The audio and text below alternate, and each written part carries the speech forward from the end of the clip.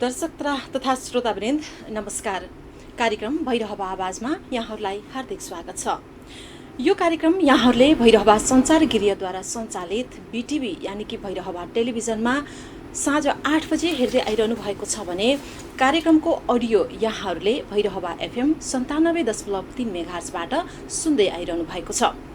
कार्यक्रम भैरहवा आवाजमा हामीले विशेष समय सान्दर्भिक विषयहरूलाई उठान गर्ने गर्छौँ भने ती विषयसँग सम्बन्धित विभिन्न व्यक्तित्वहरूसँग कुराकानी गर्ने गर्छौँ त्यो विषयको सन्दर्भलाई जोडेर।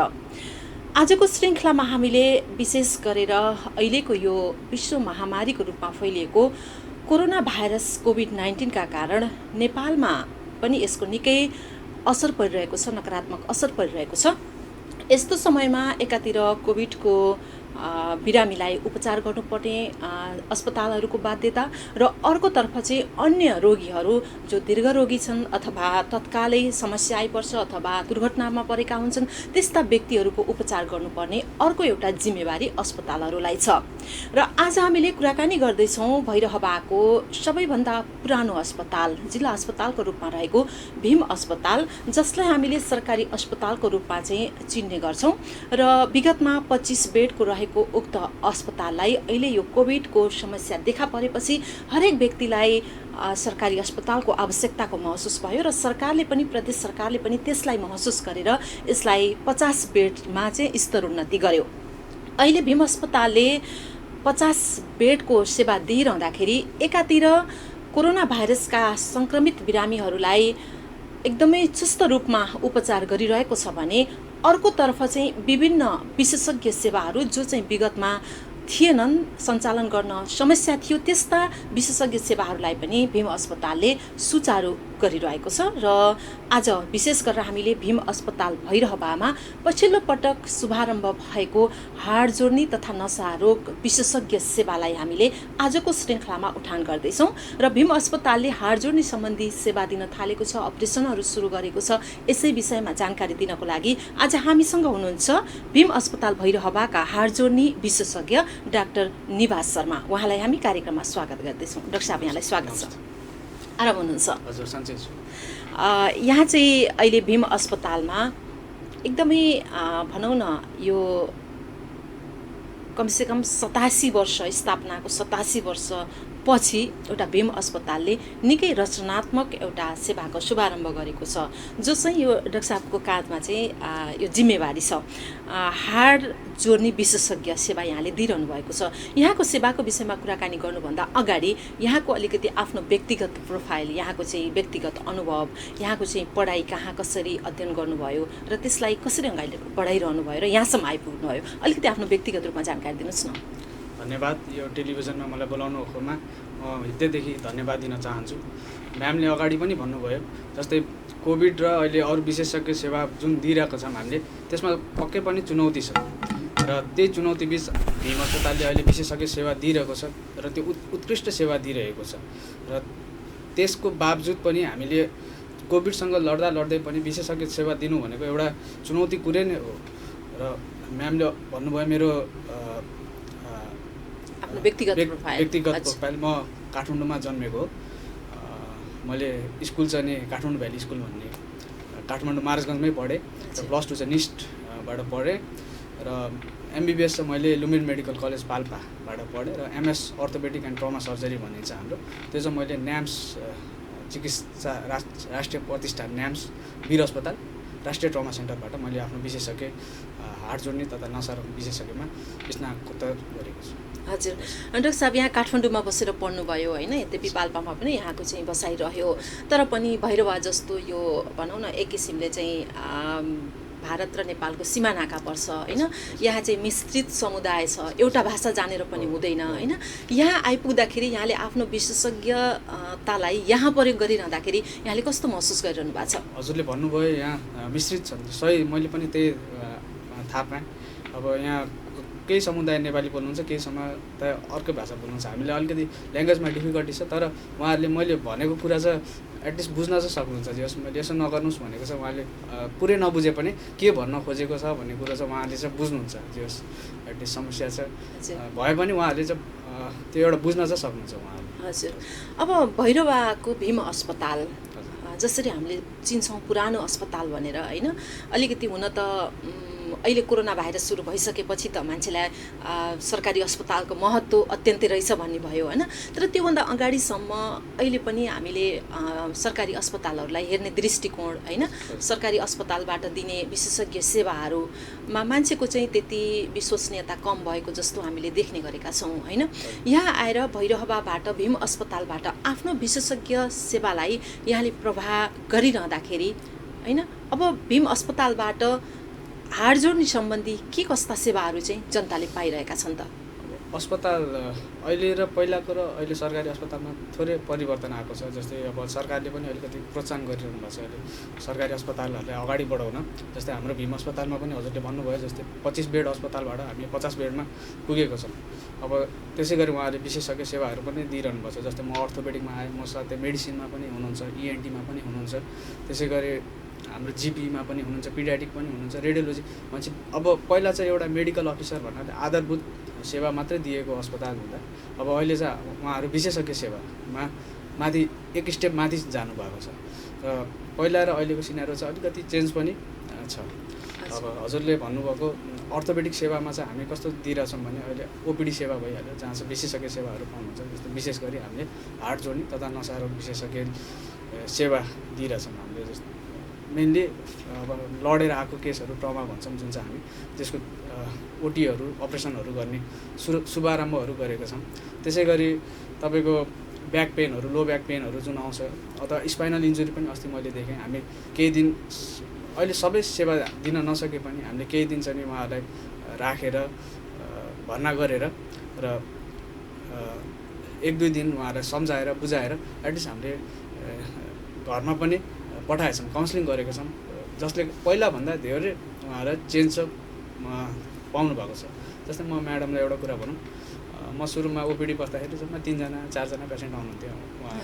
अहिले चाहिँ म बस्दाखेरि त्यहाँ 30-40 आउनुहुन्छ र बिहानैदेखि त्यहाँनिर भिडभाड हुन्छ। र अर्थको भन्नाले त्यहाँ अहिले पनि धेरै कुरो मान्छेले थाहा पाइसक्नु भएको छ, मान्छे यहाँ आउनु भएको रहेछ, डाक्टर आउनु भएको छ भनेर। म आएको धेरै भएको छैन, जम्मा 20 दिन जति भयो भनौँ। तर 20 दिनमा पनि मैले ठुलो परिवर्तन पाएँ। त्यो पहिला 1-2 फर्स्ट डेमा बस्दा 3-4 पेसेन्ट आउनुहुन्छ, अहिले 35-40 बिरामी आउनुहुन्छ। हजुर, म त्यो प्रश्नमा जाँदै थिएँ, कतिजना बिरामी आउनुहुन्छ, नयाँ सेवा भयो होइन, आकर्षण कस्तो छ भनेर डाक्टर साहबले भनिहाल्नुभयो। दैनिक 30 अब यो बढ्ने क्रम पनि छ, किनभने सस्तोमा गुणस्तरीय स्वास्थ्य सेवा पाएपछि नजाने कुरै भएन होइन। जस्तो हाड जोड्ने भनेर, हाड जोड्नेको समस्या भनेर कस्तो कस्तो समस्यालाई बुझ्ने अनि कस्तो अवस्थामा चाहिँ विशेषज्ञ सेवाको आवश्यकता पर्छ? अब हामीले चाहिँ नि एटलिस्ट 2-3 तरिकाले डिभाइड गर्न सकिन्छ। एउटा कोल्ड केस भन्छ, जुन चाहिँ तपाईँको खुट्टाहरू दुख्ने, जस्तै ओस्टियोआर्थराइटिस, घुँडाहरू दुख्ने, अथवा रुमाटेड आर्थराइटिस भन्छ, जुन चाहिँ बाथ भनिन्छ, अथवा गाउट जुन त्यसलाई पनि बाथ भनिन्छ। त्यो चाहिँ कोल्ड केस भयो। त्यसमा चाहिँ कोल्ड भयो भन्नाले त्यसमा अपरेसनहरू गर्न त्यति पर्दैन, त्यसलाई दबाईहरू दिएर हामी निको पार्न कोसिस गर्छौँ। अर्को भने ट्रमा केसहरू हुन्छ। ट्रमा चाहिँ लडेर आएको, फ्र्याक्चरहरू भएको, फ्र्याक्चर पनि धेरै ठाउँमा हुन्छ। 2 किसिमले चाहिँ हामीले अहिले सेवा दिइरहेछौँ। मानौँ अर्थोपेडिकमा अहिले कोल्ड केस र एटलिस्ट ट्रमा सेवा चाहिँ हामीले दिइरहेछौँ। हजुर, जस्तो यहाँले भन्नुभयो नि, अब ट्रमा केस भनेर भन्नुभयो नि होइन, यस्तोमा शल्यक्रिया गर्नुपर्ने हुन्छ। अब सामान्य शल्यक्रिया पनि हुन्छ, जटिल प्रकृतिको शल्यक्रिया पनि हुन्छ होला डाक्टर साहब होइन, यसको विशेषज्ञ यहाँ हुनुहुन्छ। अब भीम अस्पतालमा कसरी सम्भव छ? यहाँहरूले अपरेसन सेवा पनि शुभारम्भ गर्नुभएको हो? हजुर हो, हामीले 39 वर्षे यहीँ स्थानीय बासिन्दा कलावती थारू हुनुहुन्थ्यो। उहाँ चाहिँ हिँड्ने क्रममा लडेर तल घुँडाको, देब्रे घुँडाको हड्डी भाँचियो। हामीले आफ्नो टर्ममा भन्दाखेरि ल्याटरल म्यालोलाई फ्र्याक्चर भन्छ, त्यो चाहिँ उहाँको फ्र्याक्चर भएको थियो। र हामीले उहाँलाई, उहाँको आर्थिक अवस्था पनि त्यति राम्रो नभएको कारणले अब अपरेसन पनि यहीँ थालनी गर्नुपर्छ भनेर हामीले भर्ना गऱ्यौँ। तर के भयो भने भर्ना गरेको केही दिनमा उहाँको छाला अलि नराम्रो देखियो, छालाहरू सुम्निन थाल्यो, ब्लिस्टर भनिन्छ जुन हामी फ्र्याक्चर ब्लिस्टर भनिन्छ त्यो आयो। तर फ्र्याक्चर ब्लिस्टर आएपछि के हुन्छ भने हामीले तुरुन्त अपरेसन गर्न मिल्दैन। एटलिस्ट त्यो फ्र्याक्चर ब्लिस्टर तपाईँको सन्चो भएपछि अथवा घाउ छाला राम्रो भएपछि मात्र अपरेसन गरिन्छ, नाइ त भने घाउ पाक्ने सम्भावना एकदमै धेरै हुन्छ। र त्यस कारणले हामीले उहाँको लागि 12 दिन जति कुरेर हामीले एउटा अपरेसन गऱ्यौँ र एकदमै राम्रो अपरेसन भयो। उहाँ पनि साह्रै खुसी हुनुभयो। एउटा फाइनेन्सियली पनि उहाँलाई बर्डन भएन। अहिले पनि बिरामी वार्डमा हुनुहुन्छ, खुसी हुनुहुन्छ। हजुर डाक्टर साहब, यहाँले भने जस्तै त्यही प्रकृतिको यदि निजी अस्पतालमा अपरेसन गर्नु परेको भए अथवा निजी अस्पतालबाट अपरेसन सेवा लिनु परेको भए बिरामीले कति खर्च गर्नु पर्थ्यो र यहाँहरूले चाहिँ कतिमा त्यो भनौँ न केसलाई चाहिँ हेर्नुभयो, सम्भव भयो? निजीको त अब आफ्नै रेट हुन्छ, उहाँहरूको अस्पताल अनुसार रेट हुन्छ। अब हामीले कति छ भनेर ट्याक्क भन्न मिल्दैन, तर एस्टिमेसन गर्दाखेरि सायद 50-60,000 जस्तो पुग्छ होला। उहाँहरूले हेरी हुन्छ अस्पतालको स्तर अनुसार। तर हामीले चाहिँ त्यहाँनिर चाहिँ अब भर्खर प्रारम्भ सुरु गरियो भनेर उहाँको अपरेसन चार्जमा 5,000 लिएछौँ। त्यस बाहेक इम्प्लान्ट जुन चाहिँ पाता लाग्छ त्यसमा जुन पाता र स्कुल लागेको छ त्यसको छुट्टै पैसा चाहिँ उहाँले दिनुभएको छ। सायद 7,000 दिनुभएको छ होला। 12,000मा हामीले उहाँको अपरेसन चाहिँ पुरै गरेछौँ। किनभने शुभारम्भ गर्दा हामीले पनि त्यहाँ पुरै फ्री गर्न सकिएन। एटलिस्ट अब अस्पतालको पनि केही इन्कम हुन्छ, अस्पतालले पनि भित्रबाट केही दबाईहरू, टाँका लाउने सामानहरू सबै दिनुहुन्छ। उहाँहरूले स्टेप्लरहरू भन्ने हुन्छ सबै दिनुभएको हुन्छ, नर्सहरूले पनि असिस्ट गर्नुभएको हुन्छ। त्यस कारणले हामीले पुरै फ्री चाहिँ गर्न सकिएन। तर पछि मैले लिस्ट अस्पतालको पनि एउटा लिस्ट हेरेँ, त्यो हुँदो रहेछ। त्यसमा चाहिँ सायद त्योभन्दा धेरै कममा हामीले गरेको थियौँ। हजुर, अब भीम अस्पतालमा कहिले हामीले सुन्ने गर्छौँ होइन, हामीले भोग्दै पनि आइरहेका छौँ विगतका दिनहरूमा। किनभने कुनै पनि चिजको आलोचना गर्नु मात्रै त त्यसको समाधान पक्कै पनि होइन होइन। तर पत्रकारिताको हिसाबले हेर्दाखेरि पनि त्यहाँका कमजोरीहरू बाहिर ल्याउने क्रममा त्यहाँ चाहिँ भनौँ न इक्विपमेन्टहरू भएर पनि दक्ष जनशक्तिको अभावमा चाहिँ सञ्चालन नभएका कुरा होइन। जस्तै अपरेसन गर्दाखेरि बेहोस गराउने व्यक्ति, एनेस्थेसियाको व्यक्तिहरू, प्राविधिकहरू नभएको कुराहरू पनि बाहिर आउने गर्थ्यो होइन। त्यो समस्या अहिले छ कि छैन? जस्तो अपरेसन सुरु भइसकेपछि यहाँले कसरी व्यवस्थापन गर्नुभएको छ? हजुरले एकदमै राम्रो प्रश्न उठाउनु भयो। अब एनेस्थेसियाको चाहिँ हाम्रो खण्डमा चाहिँ के भन्नु, त्यहाँ एमडिजिपी भन्ने छ एनेस्थेसिया, उहाँहरूले ल्याउन प्रयास गरिरहनु भएको छ। सायद आउनुहुन्छ पनि होला। र एनेस्थेटिक असिस्टेन्ट चाहिँ हुनुहुन्छ। तर के भइदियो भने अपरेसन गर्नु अगाडि उहाँ कोरोना पोजिटिभ भइदिनु भयो। त्यस कारणले उहाँ आइसोलेसनमा बस्नुभयो। तर मैले बिरामीलाई भनिहालेँ, ऊ चाहिँ बसेकै 12-13 दिन भइसकेको थियो। अब अपरेसन चाहिँ गर्नुपर्ने भएको थियो। त्यस कारणले एमडिजिपी चाहिँ हुनुहुन्छ। जिपीले चाहिँ एनेस्थेसिया दिएर हामीले चाहिँ तलको खुट्टाको उहाँले स्पाइनल एनेस्थेसिया भनिन्छ, त्यसमा चाहिँ हामीले अपरेसन गराएको। भनेको अब भीम अस्पतालमा यसको समस्या छैन भनेर हामीले बुझ्न सक्छौँ। एटलिस्ट लोवर लिम्बको सर्जरी गर्दा चाहिँ अब धेरै समस्या त छन्। जस्तै सामान हजुरले भन्नुभयो, सामान चाहिँ आएका छन्। केही सामान हामीले मलाई मगाउनु भन्नुभएको थियो, मैले प्रशासनमा लेखेर दिएको थिएँ र सामानहरू उहाँले ल्याउनु भएको छ। र अरू जुन चाहिँ हामीलाई चाहिन्छ सियाम भन्ने एउटा मसिन हुन्छ जुन चाहिँ हामीले ओटीभित्र चलाइन्छ, एक्सरे हो, त्यो सामान चाहिँ आउने क्रममा छ। उहाँहरूले म्यामहरूले पनि मलाई देखाउनु भएको थियो, आउने क्रममा छ। त्यसै गरी एउटा फ्र्याक्चर टेबल भन्ने हुन्छ, अर्थोपेडिकको सामान अलिकति महँगो पनि हुन्छ। त्यस कारण उहाँहरूको सायद प्रशासनिक प्रक्रिया पनि छ, त्यसबाट आउने क्रममा चाहिँ छ। सामानहरू आउने क्रममा चाहिँ उहाँहरूले मलाई भनिरहेको हुनुहुन्छ सामान चाहिँ आउनु भएको छ। अस्ति जति सामान ल्याइदिनु भयो त्यही सामान जुगाड गरेर हामीले गऱ्यौँ। र मैले केही सामान चाहिँ काठमाडौँबाट पनि मगाएको थिएँ। जस्तै हाम्रो इम्प्लान्टको मान्छे हुनुहुन्छ, उहाँको मार्फत चाहिँ मैले हामीले बिरामी यस्तो हुनुहुन्छ भनेर हामीले केही टुर्निकेट भन्ने एउटा जुन चाहिँ माथि बाँध्नुपर्ने हुन्छ, केही सामान चाहिँ मैले काठमाडौँबाट पनि मगाएको थिएँ। काठमाडौँबाट मगाएर हामीले अपरेसन गरेँ। हजुर, डाक्टर साहब, जस्तै हामीले एकदमै सरल हाम्रा दर्शकहरूले होइन, सेवाग्राहीहरूले उहाँहरूले चाहिँ बुझ्ने भाषामा भन्नुपर्ने हुन्छ होइन। जस्तो कि हाड जोड्ने विशेषज्ञता सेवा कति बेला आवश्यक पर्छ? जस्तै यहाँले भन्नुभयो, हामीले सतहमा त कुरा गऱ्यौँ, एउटा सामान्य हुन्छ, अर्को चाहिँ ट्रमा होइन, दुर्घटना अथवा कोही इन्जुरीहरू पनि हुनसक्छ। तर त्यो अलि माथिको एडभान्स केस भयो भन्दा सुपर स्पेसालिटी पनि हुन्छ अर्थको। विशेष गरी अहिले त कोल्ड र ट्रमा मात्रै। जस्तै यहाँ हामी भीम अस्पतालमा सेवा लिन सामान्य रूपमा चाहिँ कस्तो अवस्थामा आउने त? जस्तै कसैको घुँडा दुखेको हुनसक्छ अथवा होइन, कति बेला मलाई चाहिँ हाड जोड्ने सम्बन्धी समस्या हो कि भनेर बिरामीले शङ्का गर्ने र विशेषज्ञलाई भेट्न जाने त? अब हेर्नुहोस्, अब एक त घुँडा उमेर अनुसार मान्छेको रोग हुन्छ। जस्तै बुढेसकालमा जुन रोग लाग्छ त्यो पैसामा लाग्दैन। जस्तै बुढेसकालमा घुँडा दुख्ने समस्याहरूदेखि लिएर माथिका ढाड दुख्ने समस्यादेखि लिएर समस्याहरू आउँछन् भने वयसमा जस्तै युरिक एसिडहरू मान्छेलाई बढी हुन्छ, ट्रमाको केसहरू लडेर आउनुहुन्छ, भनेपछि उमेरअनुसार पनि हामीले हेर्नुपर्ने हुन्छ। भनेको युरिक एसिडको समस्या पनि छ भने यहाँ जानु पर्यो। युरिक एसिडको लक्षणहरू के हुन्, कसरी थाहा पाउने? युरिक एसिडको तपाईँको अब लक्षण भनेर चाहिँ उहाँहरूलाई घुँडा दुख्ने, मेनली चाहिँ हामीले मेटाटार्सोफेरेन्जियल जोइन्ट भन्छ, जुन चाहिँ बुढी औँला बढी दुख्छ है। त्यसमा एक्युट गाउट र क्रोनिक गाउट भन्ने हुन्छ। एक्युट केसमा चाहिँ तपाईँको सुरुमा चाहिँ मेटाटार्सोफेरेन्जियल जोइन्ट पहिलो बुढी औँला निटे एकदमै उहाँलाई पेन हुन्छ, त्यसको भन्छ मेन लक्षण चाहिँ सुरुको लक्षण चाहिँ त्यही नै भन्नुपर्छ हामीले। त्यो बाहेक अरू जोइन्टहरू पनि दुख्न थाल्छन्, मेन चाहिँ पेन नै भन्नुपर्छ। भनेको यो उमेर पुग्दै जाँदा मात्रै समस्या हुने हो अथवा उमेरका व्यक्तिहरूलाई पनि समस्या हुन्छ? युरिक एसिड भन्नुभयो, युरिक एसिड अथवा हाड जोड्ने सम्बन्धी कुनै पनि समस्या? अब जस्तो ओस्टो आर्थराइटिस, अर्को हाड जोड्ने भन्नुभयो, बुढेसकालमा जुन हड्डी खिन्छ त्यो चाहिँ उमेरअनुसार भयो। जस्तै ढाडको हड्डी पनि खिँदै जान्छ, मकिँदै जान्छ, त्यो पनि बुढेसकालकै उमेरअनुसार भयो। अब त्यो बाहेक अरू कन्जेनाइटल केसहरू पनि हुन्छ जुन चाहिँ बच्चामा हुन्छ फेरि होइन। भनेर उमेरअनुसार हामीले डिजिज चाहिँ सेपरेट गर्न सकिन्छ मैले भन्नु खोजेँ। ए हजुर, भनेपछि जुनसुकैको व्यक्तिलाई पनि यो समस्या हुनसक्छ। अब जस्तै ट्रमाको केसमा तपाईँको डिस्लोकेसन भन्छ हाम्रो होइन। डिस्लोकेसन भन्नाले लडेर यो पाखुरा चाहिँ बाहिर निस्किआउन सक्छ, त्यो इमर्जेन्सी कन्डिसन होइन। अब इमर्जेन्सी कन्डिसनलाई त हामीले रोक्न सकिँदैन होइन, त्यसलाई अलिकति हामीले सुरक्षित बन्ने कोसिस मात्रै गर्ने हो। डाक्टर साहब भनिन्छ नि रोग लाग्न दिनुभन्दा उपचार गर्नुभन्दा रोगलाई त्यसको बाटो नै छेक्नु थुन्नु नै उपयुक्त हो होइन।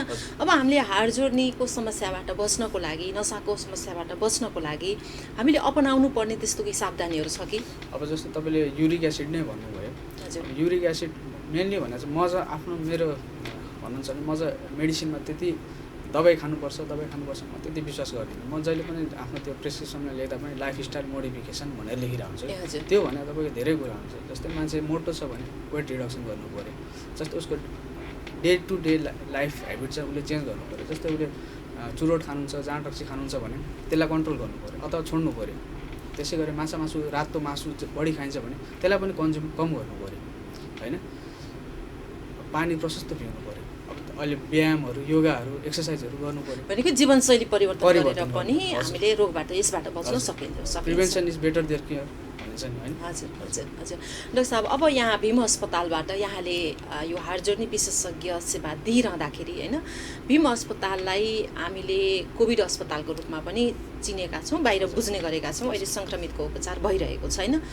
कतिपय अवस्थामा हामीले सुन्छौँ ओहो भीम अस्पतालमा त अरू सेवा लिन जान अलिक जोखिम हुन्छ कि भनेर डराएको पनि हामीले देख्छौँ होइन, सुन्छौँ। अनि के छ, डराउनु पर्ने अवस्था छ? यहाँहरूले कसरी त्यसलाई चाहिँ सुरक्षित रूपमा चाहिँ अन्य सेवाहरू दिइरहनु भएको छ? कोभिडको चाहिँ अब कोभिड अस्पताल भनेर चिनिए पनि अब कोभिडको छुट्टै म्यानेजमेन्ट टिम छ त्यहाँनिर। म सायद कोभिडमा छैन, किन म आफ्नो हाड जोड्ने भएर त्यो कोभिडमा त्यति पर्दिनँ म। कोभिडको उहाँहरूले छुट्टै एउटा म्यानेजमेन्ट टिम छ, छुट्टै डाक्टर साहबहरू हुनुहुन्छ र उहाँहरूले एकदमै राम्रो काम पनि गरिरहनु भएको छ। र हजुरले भने जस्तो कोभिडको कारणले अस्पताल जानुपर्ने अथवा डराउनु पर्ने अवस्था चाहिँ छैन, किनभने कोभिडलाई भनेर छुट्टै उहाँहरूले एउटा आइसोलेसन, छुट्टै एउटा ठाउँ बनाउनु भएको छ। भित्र आइसियु छ र जुन चाहिँ बहिरङ्ग सेवा, ओपिडी सेवा भन्ने छ त्यो चाहिँ बाहिर छुट्टै छ। कोभिड र नन कोभिड पेसेन्ट छ, त्यसरी दुवैजना एकसाथ चाहिँ त्यहाँ कन्टामिनेसन चाहिँ हुँदैन, दुईजना कन्ट्याक्टमा चाहिँ आउँदैन। त्यो अस्पतालले चाहिँ त्यो एउटा प्रिकसन चाहिँ लिएको छ। भनेको हामीले दर्शकहरूलाई एकदम ढुक्क गराउन सकिन्छ, तपाईँहरू त्यहाँ हाड जोड्ने अथवा अन्य विशेषज्ञ सेवा लिन जाँदाखेरि तपाईँहरू चाहिँ जोखिममा हुनुहुन्न है भनेर। हजुर, अहिले पनि प्रसुति सेवा त त्यहाँ भइरहेछ, एकदम अपरेसनहरू भइरहेको हुन्छ, तपाईँ सिजरिन सेक्सनहरू छ अहिले पनि भइरहेछ। हामी पनि हड्डी जोड्नेको जस्तै यो त पहिलो अपरेसन हो, मैले यो बाहेक अरू पनि हामीले 3-4वटा त्यहीँ अपरेसन गरेछौँ। त्यस कारण कोभिडको छुट्टै उहाँहरूको छ, त्योसँग खासै डराउनु पर्ने केही पनि छैन। अन्य अस्पताल जस्तै अथवा एकदमै राम्रो म्यानेज छ। कोभिडको छुट्टै छ र नन कोभिड छुट्टै छ। हजुर, अब यति भन्दा भन्दै पनि डाक्टर साहब हामी भीम अस्पताल मात्र होइन, कुनै पनि अस्पताल अहिले पूर्ण रूपमा चाहिँ सुरक्षित छैनन् होइन। जस्तो यहाँहरूले सेवा दिइरहँदाखेरि पनि सुरक्षा सावधानीहरू अपनाउनै पर्ने हुन्छ, स्वास्थ्य सुरक्षा सावधानीहरू होइन। कसरी गरिरहनु भएको छ? जस्तै यहाँको बिरामीहरू कुन क्षेत्रबाट आउनुहुन्छ, उहाँहरू पनि त जोखिमको हुन सक्नुहुन्छ होइन, त्यसले यहाँहरू नै सङ्क्रमित हुने जोखिम पनि हुनसक्छ होइन। त्यसलाई कसरी यहाँहरूले व्यवस्थापन गरिरहनु भएको छ? मेनली चाहिँ अहिले ग्रामीण भेगकै बिरामीहरू चाहिँ धेरै जसो आउनु भएको छ। यहाँको अब सावधानीका रूपमा त हामीले मास्क लगाइरहेछौँ, सेनिटाइजिङहरू डेली रूपमा प्रयोग गरिरहेछौँ, हात धोइरहेछौँ। अब मैले भने जस्तै अब कोभिडको चाहिँ छुट्टै छ र नन कोभिड छ फरक छ र उहाँहरूलाई यति केही गरी कोभिडको सिम्टम्सहरू देखिने बित्तिकै हामीले चाहिँ पिसिआरको फेसिलिटी पनि छ, त्यहाँ हामीले पिसिआर पठाउन सकिन्छ, त्यो पठा पनि छ। जस अपरेसन गरेको बिरामी अथवा कुनै एडमिटेड पेसेन्ट छ नि त्यहाँनिर चाहिँ कोभिड पेसेन्टसँग चाहिँ कन्ट्याक्ट चाहिँ हुँदैन। भनेको हामीले त्यहाँ आउने बिरामीसँग सिधै सम्पर्क चाहिँ हुँदैन, मतलब कोभिड पेसेन्टसँग चाहिँ हुँदैन। त्यो चाहिँ हामीले पनि हाम्रो पनि जिम्मेवारी हो, जुन चाहिँ कोभिड पेसेन्ट र नन कोभिड पेसेन्टलाई एटलिस्ट हामीले पनि सेभ गर्नुपर्छ। अब हामीले पनि अब सरकारी अस्पताल भएर अब सबै प्रिकसन चाहिँ गरेछौँ, पिपिई लाएर कोही कोही बस्नुहुन्छ, तर मास्क लाएर तपाईँको ग्लोभ्सहरू लाएर चाहिँ बसिरहनु भएको छ। हजुर, अब हाम्रो त्यहाँ जुन कोभिडको डाक्टरहरू उहाँहरू पनि केही सङ्क्रमित हुनुभएको छ, उहाँहरू छुट्टै आइसोलेसनमा बस्नु भएको छ, त्यसको कन्ट्याक्ट चाहिँ हुँदैन कोभिड र नन कोभिड। हजुर डाक्टर निवास, यहाँले भीम अस्पतालबाट यो सेवा दिइरहँदाखेरि होइन शल्यक्रिया भन्ने कुरा हुनसक्छ यहाँको विशेषज्ञता छ होइन, त्यसको साथसाथमा टिमवर्क पनि हो जस्तो लाग्छ मलाई होइन। त्यसको लागि टिमको व्यवस्थापन कस्तो छ? यहाँले एटलिस्ट दिनमा कति बिरामी भनौँ न, अहिले त 30 जना आउनु भएको छ होइन, त्यो क्रम बढ्दै जान्छ, कतिजना बिरामीहरूलाई सेवा दिन सक्ने यहाँहरूको चाहिँ क्यापेसिटी छ? एकदमै हजुरले सही प्रश्न गर्नुभयो।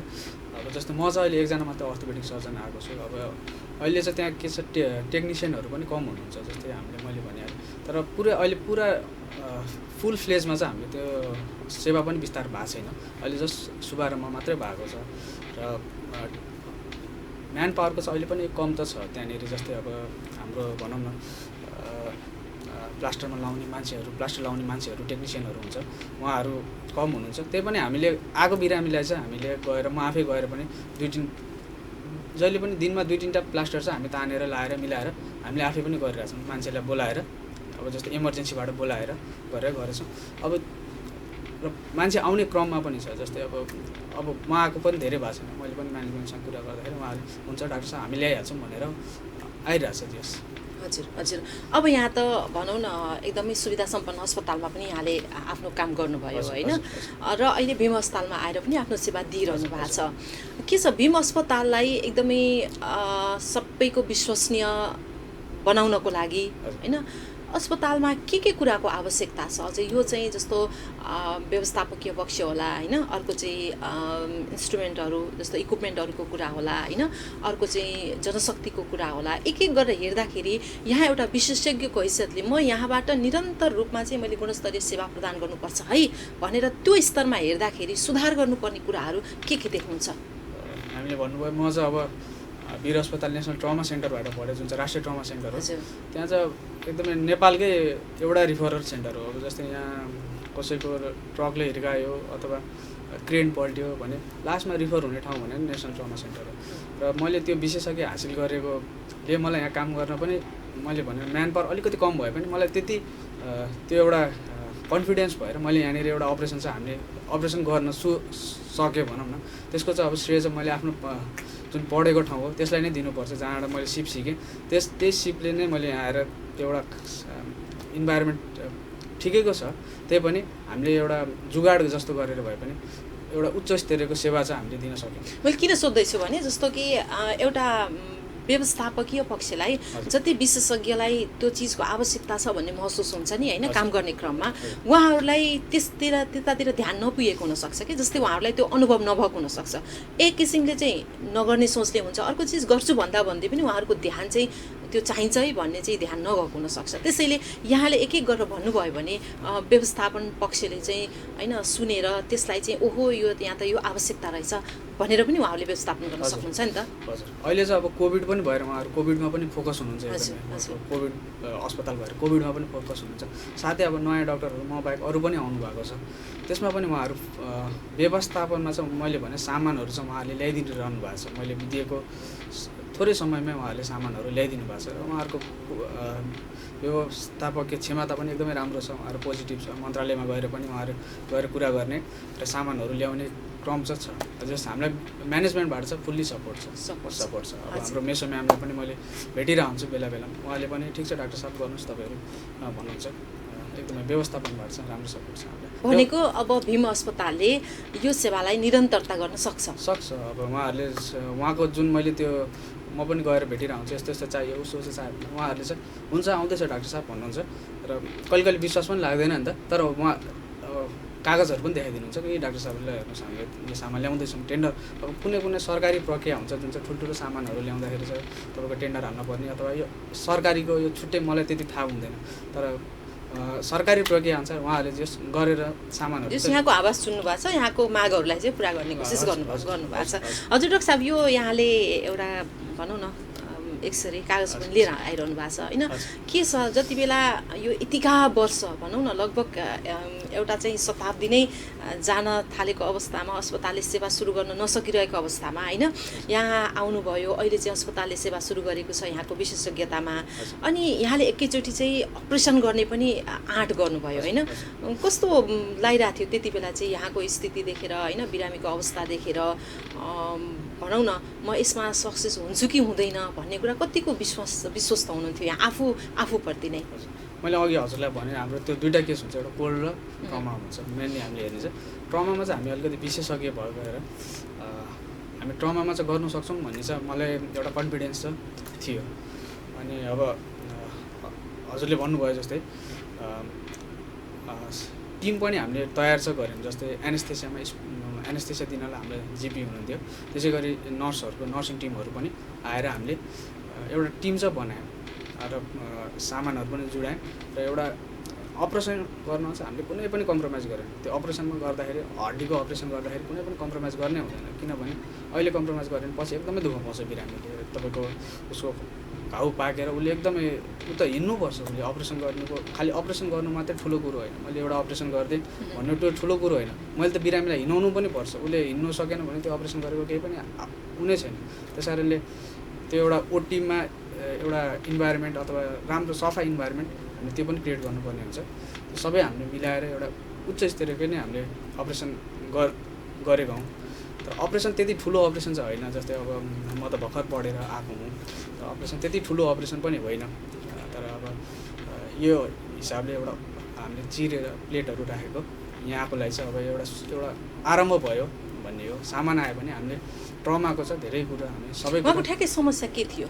उहाँको चाहिँ लड्नु भएको थियो, लडेर चाहिँ हड्डी भाँचिएको थियो। यहाँको एउटा एङ्कल फ्र्याक्चर भन्ने हुन्छ, खुट्टाको हजुर भाँचिएको थियो र सरेर अलिक टाढा गएको थियो र त्यो हामीले जोडेर दुईवटा हड्डीलाई ठाउँमा ल्याएर एक ठाउँमा राखेर गरेछु।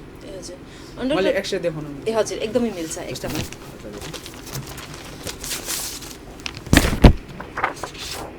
मसँग फोटो पनि छ मोबाइलमा। जस्तै यो चाहिँ अब हाम्रो तपाईँको उहाँको लड्नु भएको थियो, सिँढीबाट लड्ने क्रममा यहाँ चाहिँ उहाँको हड्डी भाँचिएको छ हजुर होइन। उहाँको दुई ठाउँमा भाँचिएको छ, यहाँ पनि भाँचिएको छ, यहाँ पनि भाँचिएको छ। यो भाँचेर हामीले अपरेसन गरेर उहाँलाई हामीले चाहिँ यसरी यो भनौँ न एउटा पाता र स्क्रुहरू लगाएर हड्डी ठाउँमा राखेर एकदमै फिक्स गर्यो। यो एउटा सानो अपरेसन हो एक किसिमले भन्दाखेरि, तर शुभारम्भ भयो भनेर। हजुर डाक्टर, कहिलेकाहीँ जस्तो खुट्टाकै गोडाकै होइन हातको कुमको अपरेसन गरेर पनि कहिलेकाहीँ सिधा नहुने, हिँड्न नसक्ने बिरामीहरू चाहिँ पछिसम्म चाहिँ खोचाउनु पर्ने अवस्था त्यस्तो हुन्छ नि, त्यो किन हुन्छ? हजुरले एकदमै राम्रो प्रश्न गर्नुभयो। अपरेसन गर्नु मात्रै ठुलो कुरो होइन। डाक्टरले अपरेसन गर्छ, मैले यहाँ देखाएँ, हामी स्क्रु हालिदिउँ, पाता हालिदिउँ, त्यो मात्रै ठुलो कुरो होइन। अपरेसन पछि उसलाई हिँडाउने, उसलाई त्यसको पछि रिहेबिलिटेसन भन्छ हामीले, फिजियोथेरापीहरू त्यो गर्न सकेनौँ भने तपाईँले भने जस्तो हातहरू खुम्चिने अथवा राम्ररी चल्नु नसक्ने, त्यो इक्वल्ली जस्तै अर्थोपेडिकको मात्रै पार्ट होइन, हामीले रिहेबिलिटेसन पनि हामीले इक्वल्ली गर्नुपर्छ। जस्तै मैले अपरेसन गरेँ, उसले अपरेसन गर्ने बित्तिकै ऊ हिँड्नु सक्दैन। जस्तै उसको घाउ हेरेर उसको टाँका काटेर उसलाई अहिले चाहिँ ऊ हिँड्न चाहिँ क्रचमा हिँड्छ भन्नाले उसले हिँड्नु चाहिँ सक्छ, तर टेकेर हिँड्नु सक्दैन। हिँडेकै बराबर भयो, तर टेकेर हिँड्नु सक्दैन। टेकेर हिँड्नलाई उसलाई केही समय लाग्छ। र तपाईँले भन्नुहुन्छ अपरेसन गर्नु मात्रै ठुलो कुरो होइन, हामीले त रिहेबिलिटेसन पनि गर्नुपर्छ। पेसेन्टलाई रिहेबिलिटेसन गरेर उसलाई पहिलेको अवस्थामा पठाउनुपर्छ र त्यसको लागि रिहेबिलिटेसन फिजियोथेरापीहरू एकदमै इम्पोर्टेन्ट हुन्छ। हजुर, अब भीम अस्पतालले भनौँ न यति सुलभ तरिकाले गुणस्तरीय सेवा दिइसकेपछि त बिरामीहरूको एकदमै चाप बढ्छ नै होइन। त्यो अवस्थामा यहाँले कति जति बिरामी हेर्न सक्नुहुन्छ दैनिक? अब अहिलेको हिसाबले त हामी हेर्न सक्छौँ 30-35 जना त हेर्न सक्छौँ हामी होइन। किनभने अब त्यो हामी ट्रमा सेन्टरमा बस्दा पनि त्यहाँ त धेरै बिरामी आउनुहुन्थ्यो र हामीले हेर्थ्यौँ रेजिडेन्ट हुँदाखेरि। जस अहिलेसम्म हामीले हेर्न सकेको छौँ, अहिलेसम्म आएको बिरामी चाहिँ अब एक्ज्याक्ट यति नै भन्न सकिन्छ भनेर भनिँदैन। तर अहिलेको हिसाबले चाहिँ हामीले जस बिरामीहरू छ अब त्यसरी यहाँबाट सेवा भएन भनेर बाहिर जाने अवस्था छ अहिलेसम्म आएको छैन।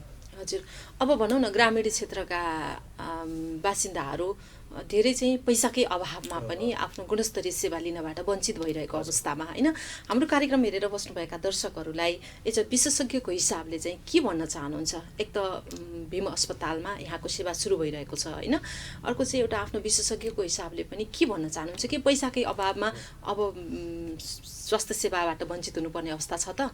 हजुरले एकदमै राम्रो प्रश्न उठाउनु भयो। म यसलाई चाहिँ अलिकति पछाडि लगेर भन्न चाहन्छु। म अब त्यहाँ जहाँ भिरमा पढेँ, भिरमा चाहिँ तपाईँको अपरेसन चार्ज चाहिँ कस्तो नै 1000, 2000, 3000 थियो कि। जत्रो ठुलो अपरेसन गरे पनि 1000, 2000, 3000 र बेड चार्जहरू चाहिँ फ्री थियो। र सरकारी अस्पताल भएपछि कस्तो भने हामी रेजिडेन्ट हुँदा पनि हामीले फ्री लेखिदियो भने त्यहाँ फ्री हुन्थ्यो। र हामीले कति बिरामी त्यहाँ फालिएका बिरामीहरू कति आउनुहुन्थ्यो ट्रमा सेन्टरमा, हामीले उहाँहरूलाई आफै त्यो इम्प्लान्टहरू आफै खोजेर ल्याएर आफै अपरेसन गरेर र त्यहाँ च्यारिटी गर्ने मान्छेहरू पनि धेरै हुनुहुन्थ्यो।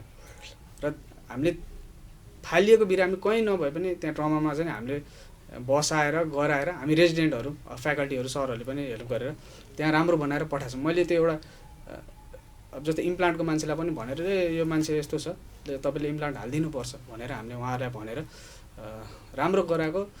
अब सरकारी अस्पतालमा हजुरले भने जस्तो त्यस्तो चाहिँ सायद हुँदैन। किनभने अब जस्तै मैले कसैलाई फ्री गरिदियो भने त्यहाँ कसैको जाँदैन त्यो खास होइन। अब जस्तै मैले कसैमा हजुरले भन्नुभयो कोही बिरामी जसले चाहिँ पैसाले आर्थिक अभाव छ, जस्तै यही बिरामीलाई पनि मैले 5000 चार्ज गरेँ। तर मैले सुरुको मात्र केही चाहिँ चार्ज गरौँ अस्पताललाई पनि भित्रबाट। तर मैले यदि हजुरले भने जस्तै त्यस्तै बिरामी आयो जसको चाहिँ केही पनि छैन भने हुन्छ यसलाई फ्रीमा गरिदिउँ भने मैले फ्रीमा चाहिँ गर्न सक्छु नि होइन। सरकारी अस्पताल भएर यसलाई केही पनि छैन यसलाई फ्री गरिदिउँ है भने फ्रीमा चाहिँ गर्न मिल्छ।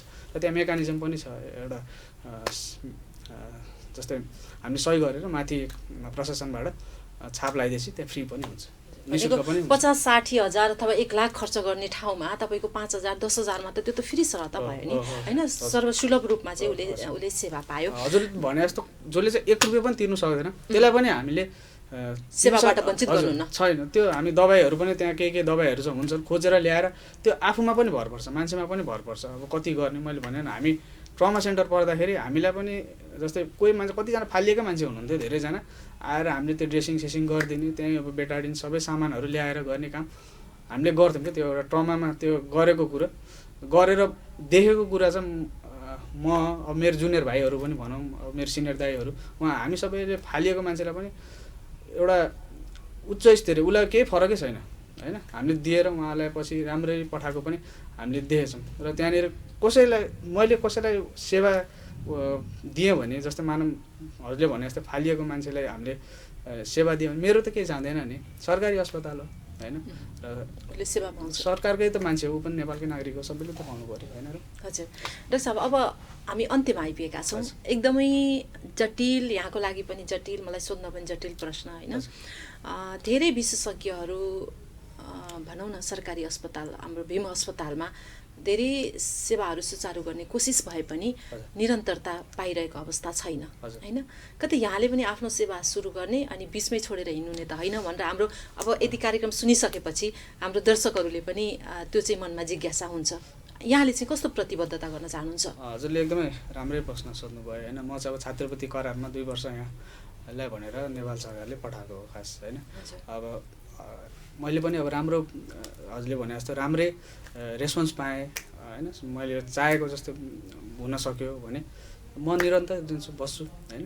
तर अब हामी त एउटा म्यानेजमेन्ट पार्ट चाहिँ हामीलाई त्यति चासो हुँदैन। म विशेषज्ञ डाक्टर भएर मलाई म्यानेजमेन्ट त्यति चासो पनि लाग्दैन। त्यति मैले आफूले चाहेको जस्तो भयो भने हामीलाई भनेको वातावरण त्यो हुनु बन्यो भने बस्छु होइन, भएन भने त आफ्नो इच्छाको कुरा हो हेर्नुहोस् होइन, जबरजस्ती बस्नुपर्छ त्यो वातावरण बनाइदिने कसले? म्यानेजमेन्ट नै हो? त्यो त अब सबैजना हुन्छ, म्यानेजमेन्ट मात्रै होइन, हाम्रो डाक्टर फ्याकल्टीहरू पनि हुनुहुन्छ। आफूमा पनि केही पनि आफूले पनि चित्त बुझाउनुपर्छ, सबै कुरो महिला मात्रै दिए भनेर पनि मिल्दैन होइन। आफूमा पनि त देश पनि यस्तै छ, अहिले अवस्था पनि कोभिड छ, सबै कुरो आफूले पनि चित्त बुझाउनु पर्ने हुन्छ होइन। अहिले चाहिँ म 2 वर्ष चाहिँ बस्छु भनेर प्रतिबद्ध हुनुहुन्छ यहाँ। हाम्रो शुभकामना छ यहाँलाई पनि। र डाक्टर साहब, हामी कार्यक्रमको अन्त्यमा आइपुगेका छौँ। यहाँको मनमा लागेका अथवा छुटेका त्यस्ता केही कुरा छन् भने राख्न सक्नुहुन्छ हाम्रो दर्शकहरूसँग। म्यामले मलाई बोलाउनु भयो, एकदमै खुसी लाग्यो। यो एकदमै लोकप्रिय कार्यक्रममा बोलाउनु भयो, लोकप्रिय टेलिभिजनमा यहाँले बोलाउनु भयो, मलाई साह्रै खुसी लाग्यो। म आएको यहाँ धेरै भएको छैन र एउटा म खास के भन्न आएको भने हामी पनि बिम अस्पतालमा एउटा विशेषज्ञ सेवा सुरु गरेका छौँ। अब अहिले सबै सेवा दिन नपाए पनि हामी केही समयपछि सबै दिन्छौँ। एटलिस्ट आइदिनु होला भन्न चाहन्छु। र अहिलेको कोभिडको बेला सबैलाई स्टे सेफ, स्टे हेल्दी भन्छौँ हामीले। र म्यामले बोलाउनु भएकोमा एकदमै हृदयदेखि धन्यवाद दिन चाहन्छु। धन्यवाद यहाँलाई डाक्टर साहब समयको लागि। दर्शक तथा श्रोतावृन्द, उहाँ हुनुहुन्थ्यो भीम अस्पताल भैरहवाका हाड जोड्ने विशेषज्ञ डाक्टर निवास शर्मा। आज हामीले धेरै लामो समयपछि, धेरै वर्षपछि भीम अस्पतालले आफ्नो विशेषज्ञ सेवा सुरु गरेको यो अवसरमा सर्वसाधारण जो चाहिँ आर्थिक अभावमा निजी अस्पतालहरूमा जान सक्दैनन् अथवा सरकारी अस्पतालकै सेवा लिनुपर्ने बाध्यता छ, त्यस्ता हाम्रा सर्वसाधारणलाई एकदमै खुसीको कुरा छ। किनभने अब भीम अस्पतालले हाड जोड्ने विशेषज्ञ सेवा पनि सुरु गरेको छ। किनभने नेसनल ट्रमा सेन्टर जस्तो एउटा प्रतिष्ठित संस्थामा आफ्नो अनुभव सँगालेर अहिले भीम अस्पतालबाट त्यो आफ्नो अनुभवलाई चाहिँ यहाँ समक्ष अथवा यहाँहरूलाई त्यसको आधारमा सेवा दिइरहनुभएका हाम्रा विशेषज्ञको कुरा यहाँहरूले सुन्नुभयो। अब यहाँहरूले चाहिँ कहाँ जाने, के गर्ने भनेर पक्कै पनि दोमन गर्नुपर्ने छैन। भीम अस्पतालमा यहाँहरू निर्धक्क भएर आफ्नो समस्या लिएर जान सक्नुहुनेछ। हाड जोड्ने अथवा नसासँग सम्बन्धित तपाईँलाई कुनै पनि समस्या छ भने। दर्शकवृन्द, अर्को श्रृङ्खलामा अन्य अतिथिसँग तपाईँ हाम्रो भेटघाट हुने नै छ। आजको लागि भने मलाई पनि बिदा दिनुहोस्। नमस्कार।